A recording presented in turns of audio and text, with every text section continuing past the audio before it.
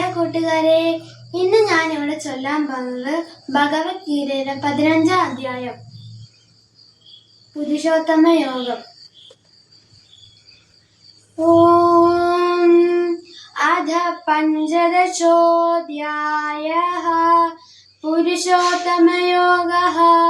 ശ്രീ ഭഗവാനുവാച ഊർധ്വമൂലമധഃ ശാഖം അശ്വത്ഥം പ്രാഹുരവ്യയം ഛന്ദാംസി യസ്യ പർണാനി യസ്തം വേദ സ വേദവിദ്. അധശ്രോധ്വം പ്രസൃതാരസ്യ ശാഖാ ഗുണപ്രവൃദ്ധാ വിഷയപ്രവാളാ. അധസ്യ മൂലാന്യനുസന്തതാനി കർമാനുബന്ധീതി മനുഷ്യലോകേ. ന രൂപമസ്യേഹ തതോപലഭ്യതേ നാന്തോ ന ചാദിർന ച സംവൃദിഷ്ടാ. അശ്വത്ഥമേനം സുഗിരൂഢമൂലം അശംഗശസ്ത്രേണ ദൃഢേന ചിത്വാ. തതഃപദം തത്പരിണാവിതവ്യം യസ്മിൻ ഗതാ ന നിവർത്തന്തി ഭൂയാ. തമേവ ചാദ്യം പുരുഷം പ്രവൃത്തി യതഃപ്രവൃത്തി പ്രസദാ പുരാണി. നിർമാണമോഹാജിതസംഗദോഷ അധ്യാത്മനിത്യാ വിനിവൃദ്ധകാമാ.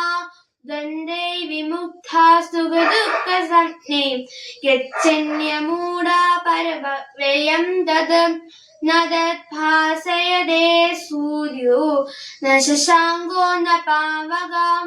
യദ്ഗത്വാ ന നിവർത്തന്തി തത്ത്വാമം പരമം മമ. മമൈവാംശോ ജീവലോകേ ജീവഭൂത സനാതന. മനഃഷഷ്ഠാനി ഇന്ദ്രിയാണി പ്രകൃതിസ്ഥാനി കർഷതി.